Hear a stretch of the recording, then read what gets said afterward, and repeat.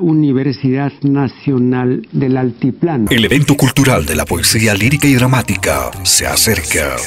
Fogata Humana, de Walter Gilapa Santander, cirujano dentista, en un encuentro de trascendencia con invitados de talla internacional. Presentación del poemario en Juliaca, jueves 12 de noviembre, 10 de la mañana, en el Salón Consistorial, en Puno, viernes 13 de noviembre, 6:30 de la tarde, Casa de la Cultura. Ingreso libre. Vive la poesía con Fogata Humana. No faltes.